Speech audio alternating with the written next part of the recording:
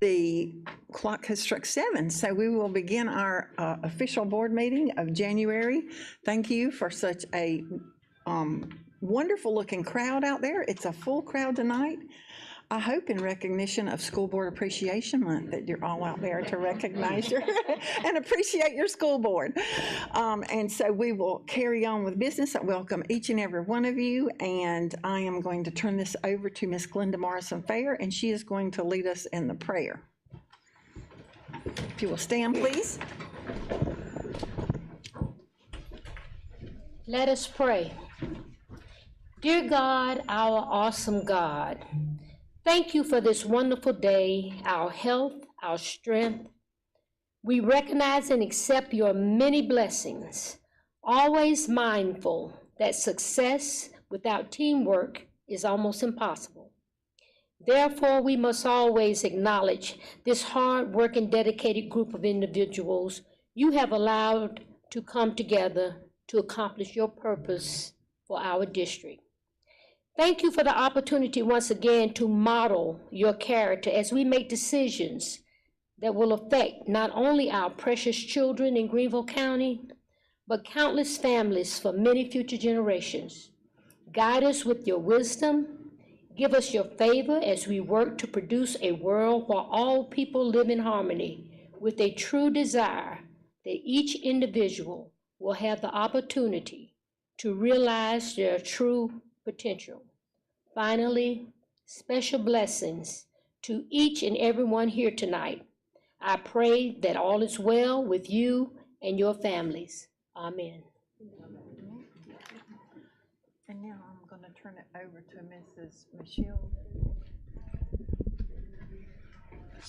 Special guest that we have here with us tonight. Thank you. Tonight we welcome Alyssa Lane to lead us in the Pledge of Allegiance. And she is a student at Thomas E. Kearns Elementary School, a beautiful, intelligent, energetic, and exemplary 5th grader. Alyssa is an AB Honor Roll student, an anchor on the WTEK morning news show, so look for her on WYFF in the future. A member of the school's drama club, chorus, and the Girls on the Run. She loves to run track. Alyssa loves cheering for the SGS Wildcats and attending Bethlehem United Methodist Church, where she is a member. She also stated that she wants to be a doctor. Alyssa is accompanied tonight by her mother, Kashina Lane, her brother Ivan, her grandmother Paulette Lane, her aunt and godmother Janet Lane, as well as her pastor, Dr. Redonia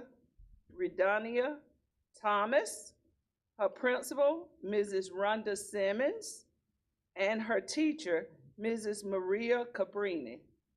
Alyssa, please lead us in the pledge. Good evening. Please stand for the Pledge of Allegiance. I pledge allegiance to the flag of the United States of America and to the republic for which it stands, one nation, under God, indivisible, with liberty and justice for all. Thank you. Thank you, Alyssa. Thank you so much.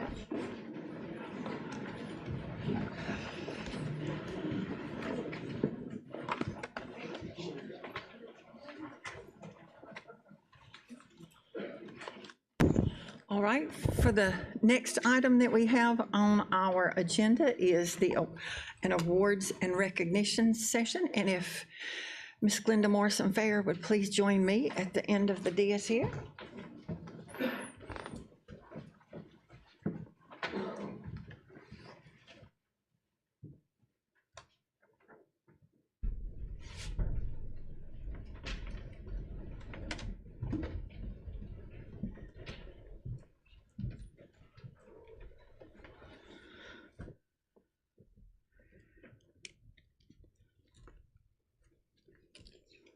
All right. right, tonight is recognition. I have a certificate and a letter that comes from the South Carolina State School Boards Association from its director in recognition of Miss Glenda Morrison Fayer's 15 years of service on the board. And I'm honored to be able to give you this pen, Glenda, but I'm also honored that not only those 15 years can I call you my colleague, but I'm also been blessed to call you my friend too. So it is quite a great honor that we will pin this on you in recognition of your 15 wonderful years and the fact that you were just elected to serve and represent Greenville as our director on the State School Boards Association.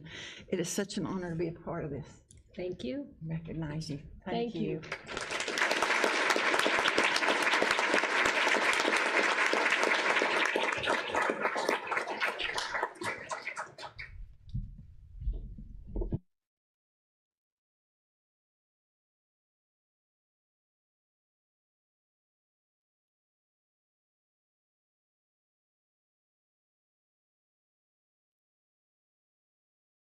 And while we're recognizing people, I would also be amiss if I did not recognize that our superintendent, Dr. Burke Royster, has been inducted into the Hall of Fame for one of the most influential people in Greenville. So that is quite an honor, Dr. Royster. I'm going to give a round of applause.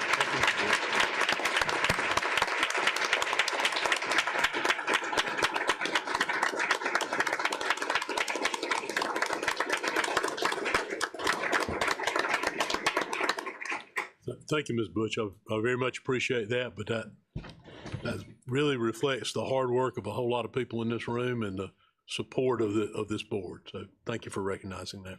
You're very welcome. All right, we're going to move on with the adoption of the consent calendar. Do I hear a motion? Motion to approve is presented. Hear a motion? Do I hear a second? I have a motion and a second. Is there any discussion or any amendments? All in favor say aye.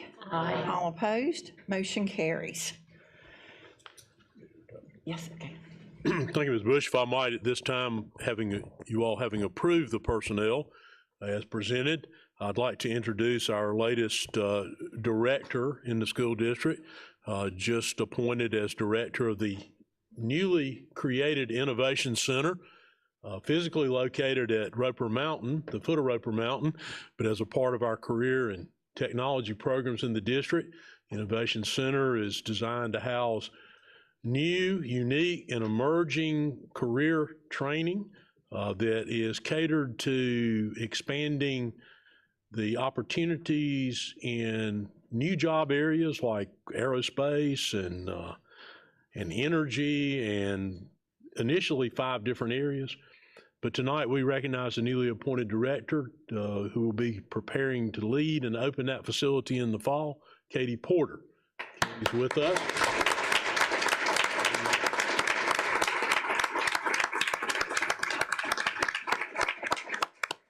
Katie is coming from the ranks of our Career and Technology Department within the district, and Career and Technical Department in the district, and we look forward to her leadership in that role. She's already been very much involved in the development of the program there and working with Mr. Williams on preparing that to open for next year. And I believe you have your husband, Donnie, with you tonight as well, and welcome to him.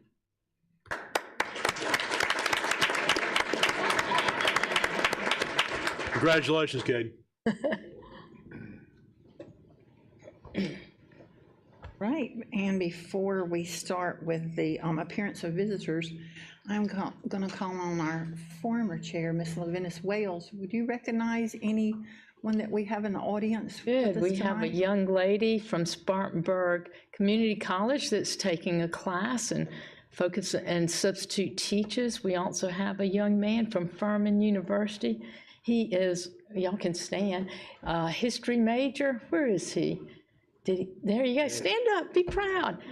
And I'm trying to convince him to go into teaching history. So you never know. So let's just give them a teachers. Right. And I have it from a good source that we have lots of teachers in the audience tonight, too. We'd like to recognize our teacher forum for their presence here tonight. If you ladies and gentlemen, I think it's just ladies here tonight, if you ladies will stand, we want to recognize you for awesome.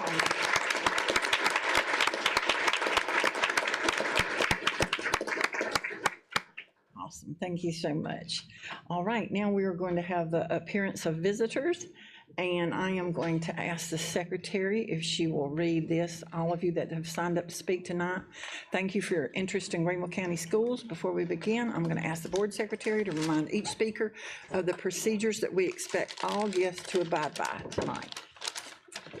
Thank you, Mrs. Bush. As each speaker's name is called, he or she should proceed to the podium at the end of the board dais where there is a microphone and a light system. Each speaker has up to 3 minutes to speak to the board.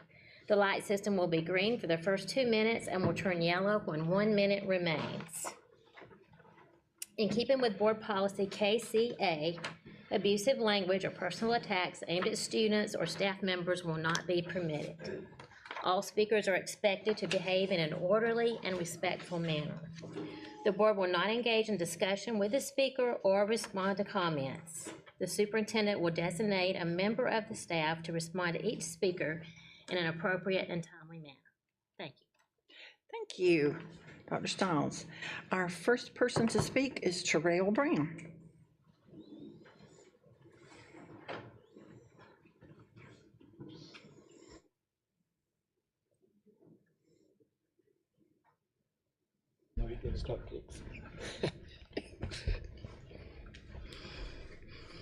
How's everybody doing today? Well, I came here with heavy hearts because the Cowboys lost on Sunday. But I know on Tuesday, I always look forward to coming to see y'all. And everything just means so much. I always practice with the philosophy of doing what's right and not what's popular, because the thing is, you all go through a lot making decisions for our schools. Thank you to the board members who made appearances when we asked and have good dialogue. You really did not know how much that means to us, just to get an insight of what's going on, because we hear a lot, but talking to you all really made a difference. And as a local leader, I would not be where I am without your support and your appreciation, because when I ask questions, you all follow through and help me out. Because you may not know, but I'm an advocate locally, statewide, and nationally. So your cooperation means so much. One of the things that we have concerns about is that we're having a lot of situations where teachers are having the problem of having to move because of cost of living. I know our city is booming. City changed so fast. But one of the things is that we want to make sure we try to continue to engage in advocacy, talking to some people at the Chamber of Commerce. One comment that was made at the committee as a whole was we can do things taking one step at a time and just do baby steps. And those things can be made possible if we just take baby steps. Why? Because we're Greenville. We're Greenville County School District, and we can do what we need to do to make our area much better, and our school district. One of the things that we also ask is that we're going to continue to put the messaging out. We listened to the campaigns, and we heard a lot of people say retention, but we didn't hear anything about messaging, talking about the district. Our school district is one of the best in the state of South Carolina. I did not hear that for the last 2.5 years. Why? Because with so much rhetoric going on, people screaming at school board meetings and talking negative about things, making up stuff. But we're going to try to make sure we change that by getting out and doing more messaging, talking about how good public education is. The key word is public education. We had a lot of people coming up and they didn't have kids in school. But we're going to try to do that this year and next year and the year after that. Why? COVID is pretty much contained. I got my shots and I'm going to be on the road again. So be ready for that.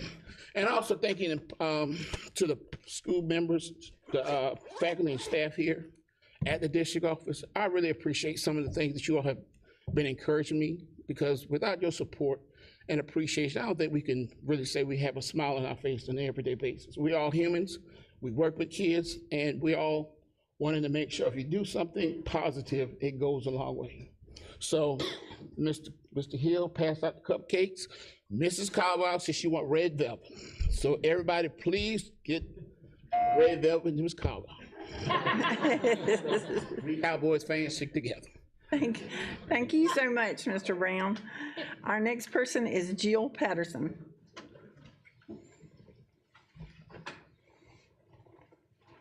Good evening, everyone. My name is Jill Patterson, and I recently spoke to the board in November concerning the safety of our children. A student threatened others at Sarah Collins and was allowed back in the classroom, compromising everybody's safety. I emailed the parents and the board administrators asking why we were not informed of this situation as parents, because it directly impacts our children's safety. After not hearing back from the school board administrators, I contacted a lawyer seeking legal advice. His response was, do whatever you can to get your children out of the public school system. I disagreed. So I had meetings with the principal of Sarah Collins and the assigned administrator by the school board. Throughout those meetings, I have been reprimanded, belittled, and criticized for my actions. The principal of Sarah Collins told me more than once that by sending that email out, I dragged her, the teachers, and the school's name through the mud, and they didn't like it because they worked hard to get Sarah Collins to where it was. The school board administrator also criticized me and said I should never have sent that email out. She said, imagine having a job and sending an email out that undermines your boss.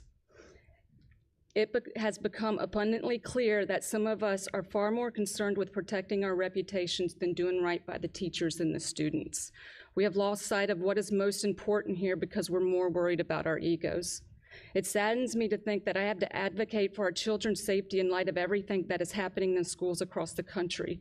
But what's most upsetting is that the teachers have to put up with this mentality, and all the teachers are too afraid to talk in fear of losing their jobs. I didn't need this job, which is why I'm standing here. I'm a parent who worked in the school only to realize that the administration needs to start holding these students accountable for their disruptive behavior rather than condoning it. See something, say something, which is what I've been doing all along. I can no longer sit here and support this administration when we all know things need to change, and at the end of the day, I have to do what's best for my family since I believe the administration has failed us. It's easy for me to pull my children out of the public schools than to believe anything will actually come based on the meetings that I have had. In closing, I hope that one day there will be options for these students on an elementary level, whether it's an alternative program, in-school suspension, or e-learning. And if the administration isn't going to hold these kids accountable, I would hope to see a policy that protects everyone else while attending the school. It seems those that make the threats have more rights than anyone else. Thank you. Thank you, Ms. Patterson. Our next speaker is Carrie Fay.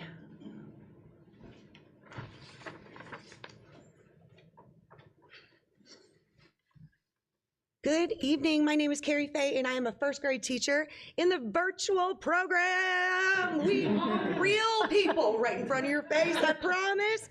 So on behalf of the virtual program, hey, and on behalf of the Teacher Forum, which I am a proud member of, I want to wish you all a very happy National School Board Appreciation Month. If nobody has told you today, you are seen, you are heard, you are loved, and you are valued.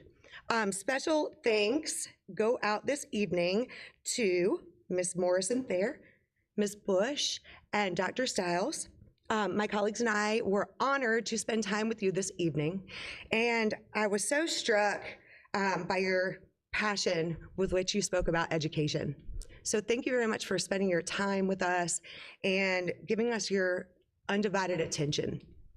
We really felt heard and valued, so thank you. I'd also like to take this opportunity to extend my invitation that I extended to you three beautiful ladies while we were in our session. I would love, because the virtual program has one student, at least one student, that represents every school in Greenville County Schools that fall in your area. I would love to extend an invitation for you to come visit the virtual world. Come see what we do. It's a lot of fun, I promise. You might even see me in a really cool costume. I'd love to extend it to any educator or assistant superintendent in the room. If you need a virtual in and you're interested, I'm your girl. So thank you for all you do. I hope to continue our relationship and our dialogue. Thank you very much, Ms. Fay. Our next speaker is Catherine Thomas.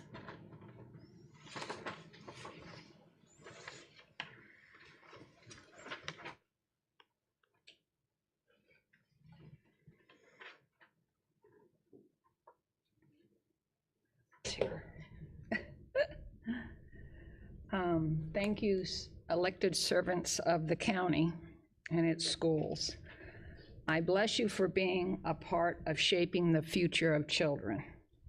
But I would ask you to think how it was for you as you came through the educational system you participated in. Many good, bad, and ugly changes have occurred over these years, and how you and others from the past and present view what schooling looks like and how learning is structured. You are in a position you are in because you pursued it, and I would ask you to ponder why you did. For the children and parents, or for personal honor and power. Authority, as you know, can be used for the common good or be abused, and we know that abusing and perverting what you were elected for will have generational effects. You have been given the influence to protect children and also parental rights, and to have at the end of a school experience children that are honest, upright, and civic-minded individuals that are, number one, highly educated in reading, writing, and math. I am aware of many hurtful influences that are coming into education of our children, and I'm sure you'll hear about many of them as the year progresses. I do thank you for your service this coming new year, and I pray as others do over your decisions and goals as a school board, with the expectation that your hearts and heads are here to create safe and sound and God-centered decisions for the schools and its parents and teachers you were elected to serve. I thank you for your time. Thank you very much, Ms. Thomas. Our next speaker is Michael Joy.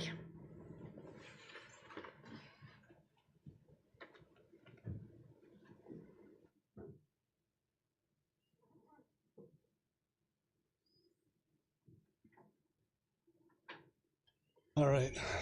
I didn't prepare anything formal. I just had a couple of reminders. It's the start of the year. Bottom line, we're all here for one reason, and that's the children, God's children, right? And I guess I just hope you hear the gravity of those words, and that we can work together to make a better tomorrow for everyone, for those children. Secondly, this comes up repeatedly, and it's really tough to sit in the audience when you're not allowed to speak. But that topic of pedophilia and pornography in our schools specifically tends to get wordsmithed and some language put that tries to justify it and ride the fine line and things like that. There is a legal definition for pornography, right? And it's illegal. End of story, right? So I would urge, if you know what's going on, be responsible, because it'll only come back, right?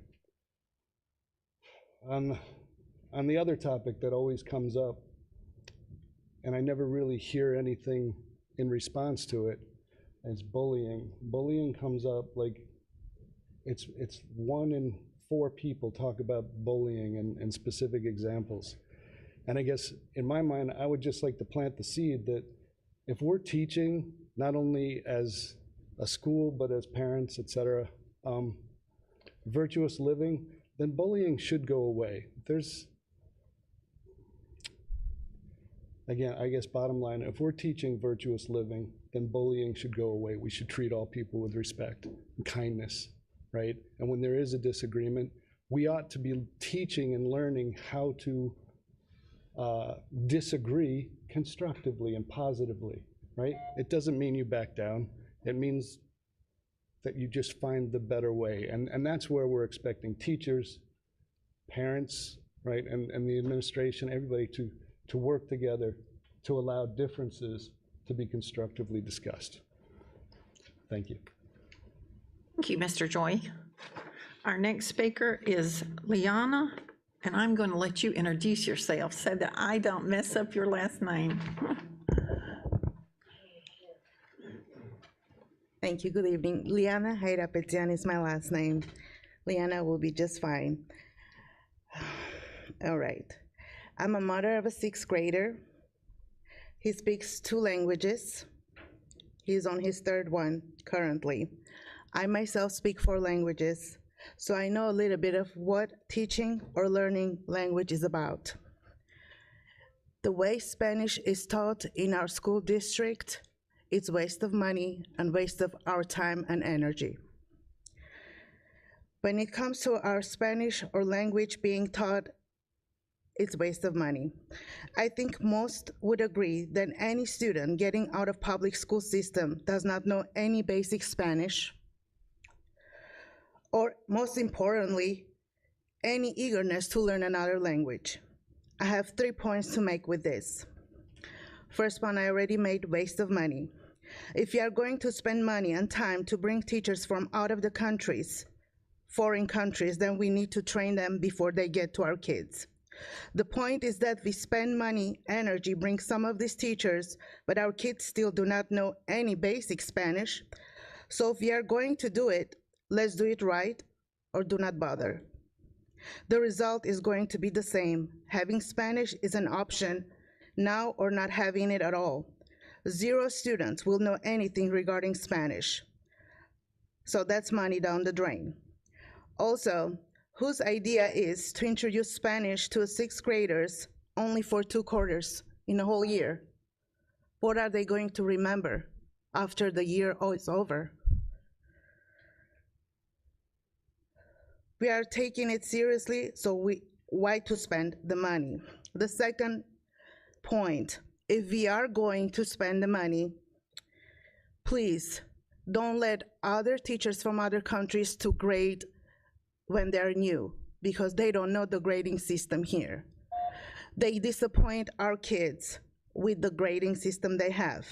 In my humble opinion, when the teacher arrives from foreign country to teach the students, especially 6th graders who know anything about the language, it can be Spanish or any other foreign language, it doesn't matter.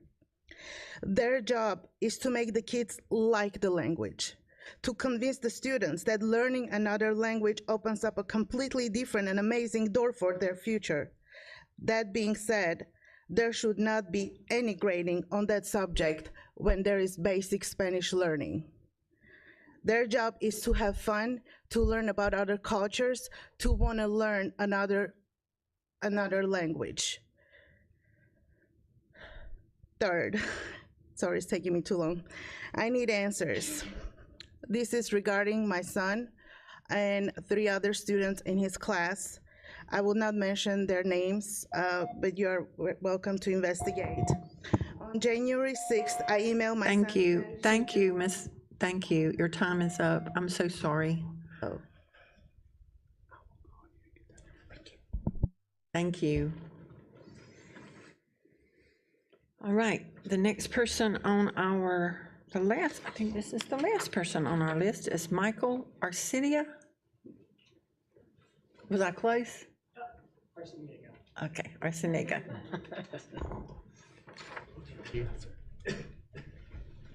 Good evening.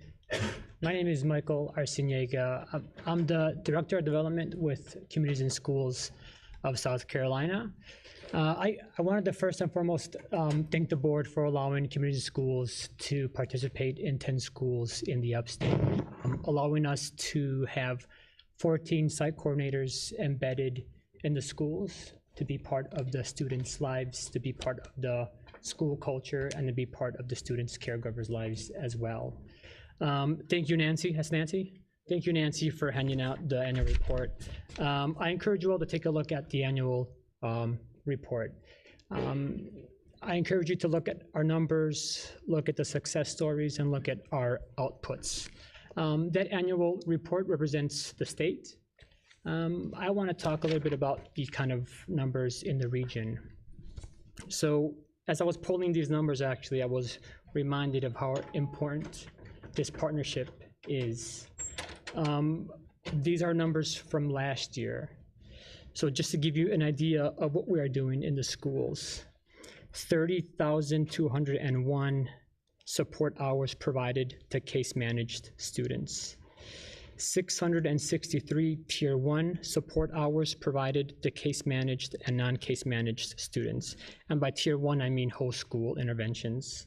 4,073 basic need supports provided to case-managed and non-case-managed students. 3,606 case-managed and non-case-managed caregivers engaged. 606 case-managed and non-case-managed caregivers receiving specific services.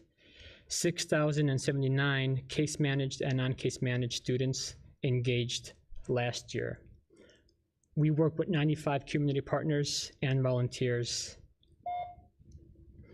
We have, from the students that are in our case-managed program, we had a 96% rate of moving on to the next grade and a 90% rate of graduation. So again, I just wanted to thank you for allowing us to be in your schools, and I hope that the partnership continues to flourish and continue to grow. Thank you very much. Thank you, Ms. Arciniega. All right. The next item on our agenda tonight is the superintendent's report. Dr. Royster. Thank you, Ms. Bush. I'd like to take just a few minutes tonight in light and recognition of School Board Recognition and Appreciation Month to talk a little bit about school board.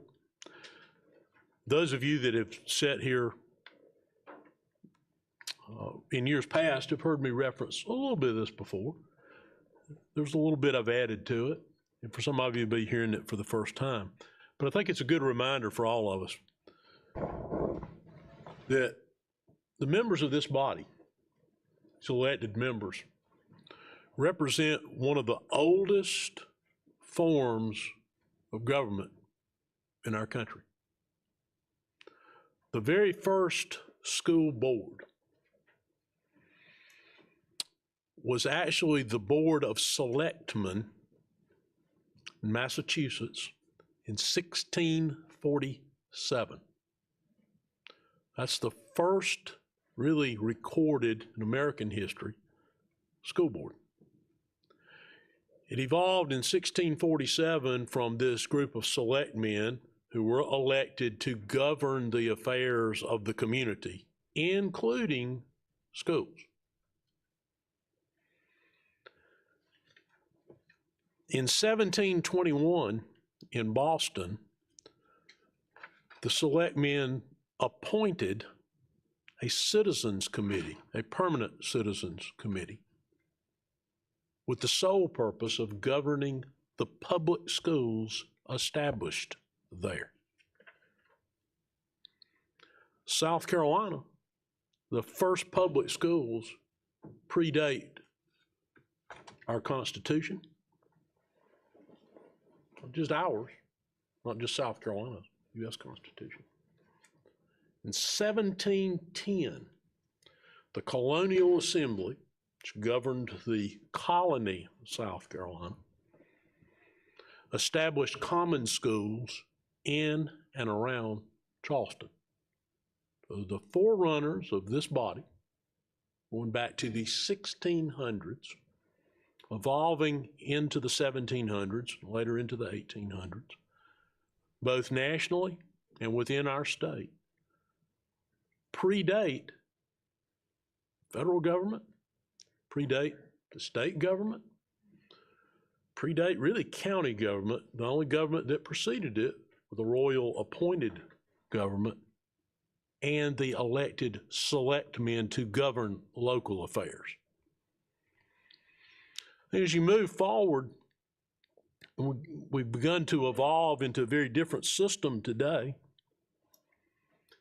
But if you go back to you look at the founding fathers, one of the chief architects of our government as we know it today, based on the Constitution, Jefferson. Only educated citizens can make the American experiment in self-government succeed. He went on to say about education, to give to every citizen the information he needs to understand his duties in his neighbors, to his neighbors, and to his country, to know his rights. Now, again, in the time he said that, it's going to say he. Today we include all. Those are the foundations of public schools. Even as you come into more recent history, there were 80 school boards in Greenville County prior to 1952. The body before you today was constituted in 1952. Composed of citizens who were committed to and interested in education in their community, having recognized and acknowledged that education is really the very cornerstone of self-governance, a democratic republic. It's the cornerstone of economic vitality for our community. It is the individual route to success. It is the means by which people can move from the current status they're in to a greater status, particularly regarding their personal well-being, their personal economic attainment, and influencing those same positive outcomes for future generations.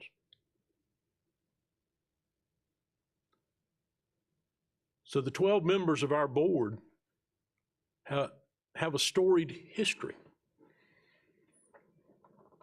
but also have an incredible challenge, commitment, and opportunity that's vital to the success and the improvement of our community as a whole and individuals in their individual lives.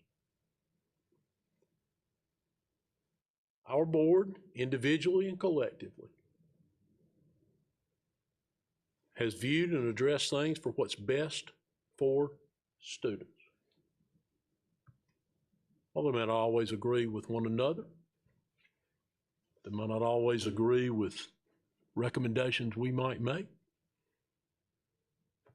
But at the end of the day, they make their decisions based on what they believe to be in the best interest of all and each of our students. This body, as constituted today, and the preceding bodies that I've worked with for 17 years now, have been unified in that commitment, that approach, and that outlook. And the result has been we have an outstanding school system. We have areas in which we can improve. There is no place in our lives or in our work or in the undertakings of any institution that cannot be improved upon. This group has provided steady governance, structure of expectation and support, and always focused on that which will do the most good for the most individuals, but never losing sight of the importance of individual attainment of education. I very much appreciate the time, the effort, the dedication that each of you put into your role as a board member, much of which is not visible out here in the public because it involves individual study and reading. And if you come to a committee of the whole meeting earlier in the month, a lot of discussion and asking and having questions answered. Those things not usually visible at a regular board meeting night. But we're most fortunate in this community, and we're most fortunate as employees to have a forward-thinking board that continually focuses on that which is best for our students. We would like to provide you with a small token of appreciation. We try to do this each year and try to provide you with something that will be helpful to you as you carry out your duties and responsibilities. And you've gotten laptop cases to carry your computer in years past. And we know that you also attend a lot of events and activities out in the community, whether they be at schools or other community events. So several members of the staff have for you, again, a small token of our appreciation that we hope that you will wear and enjoy as you represent Greenville County Schools. And on behalf of our 78,000 students and 11,000 employees, we very much appreciate your dedication, your hard work, and your commitment. Thank you. Thank you. Awesome. It looks like a goodie. All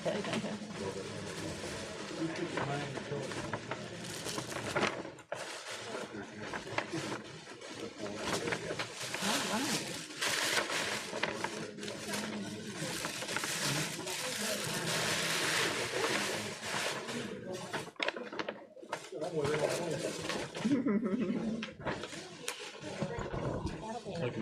Thank you.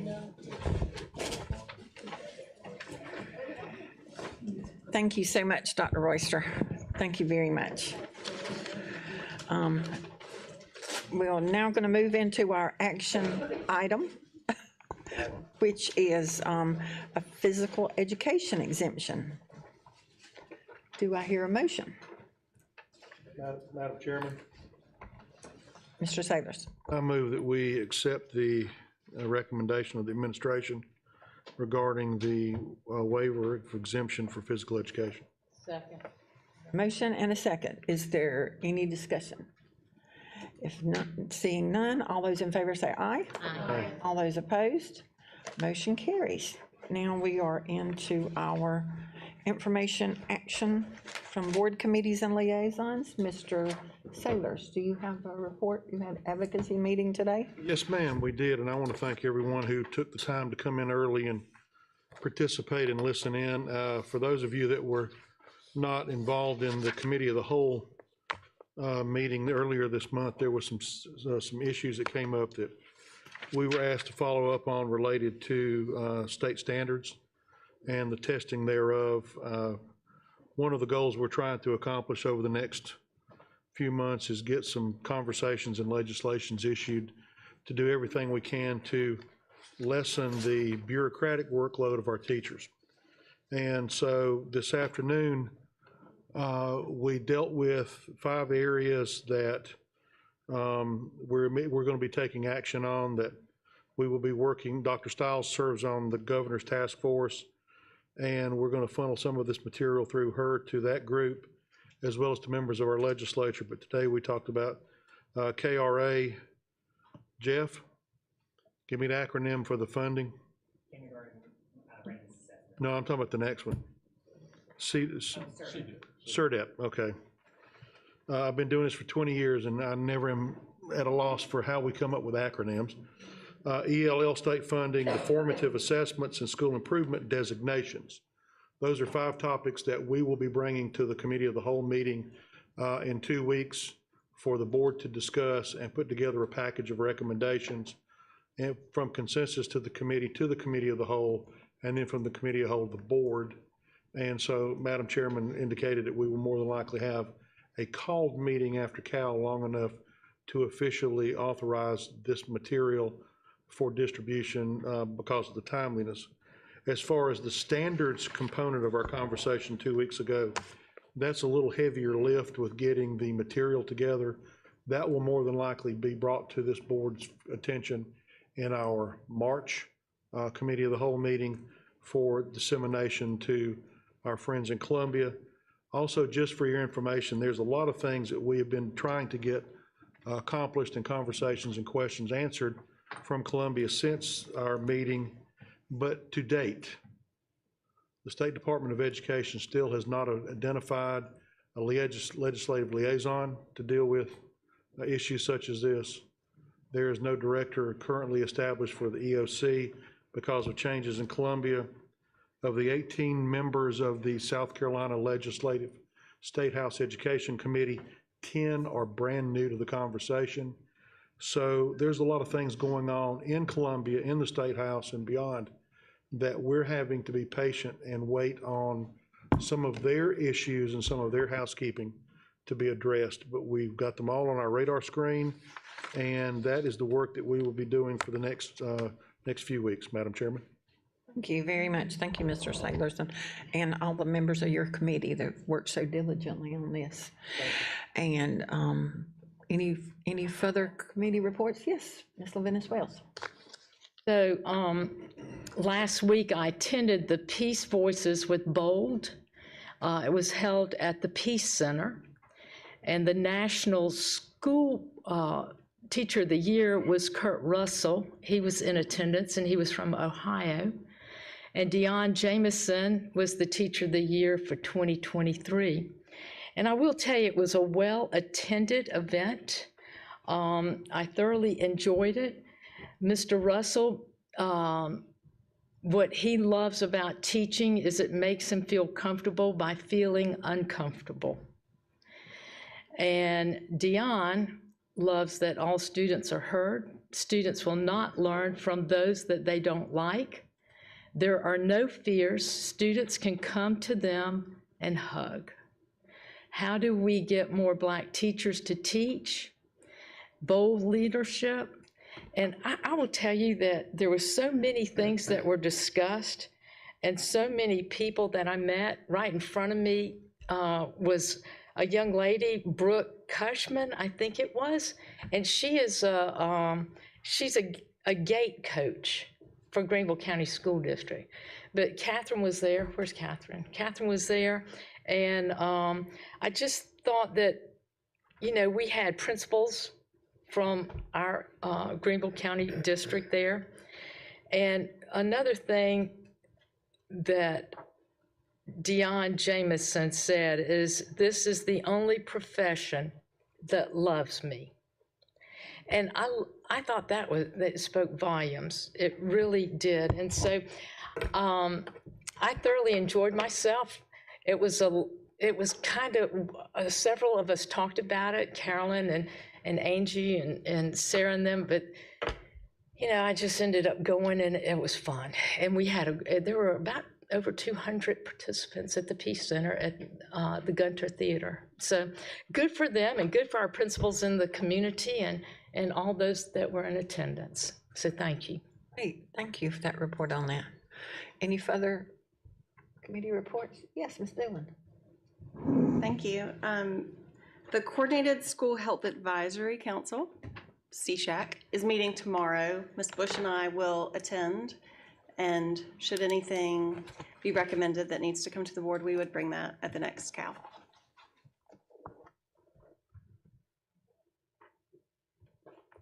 The next item is our finance report. Dr. Rister. Thank you, Ms. Bush. We don't have any particular item of note to bring to your attention tonight, but Ms. Stack or I'll be glad to answer any question that you might have regarding the report that you received. Questions? Yes, Ms. Dillon. Thank you. I took a lot of time and read over all of these reports, but it turns out that my question is on item 1 on chart 1. It says that the property taxes for Greenville County are about 4% higher than anticipated or based on last year. Do you know why that is? We surmise that the mailing of the tax notices have something to do with that. And last year, it was a reassessment year, so the tax notices went out later. So it's not really that we're going to collect more money in the long run, it's just that the bills have been due sooner. Yes, and November is really the start of the tax collection period. We get most of our tax money in December, January, and February. So until we get through January, February, that's when you have a good idea of your tax collections. Thank you. You're welcome.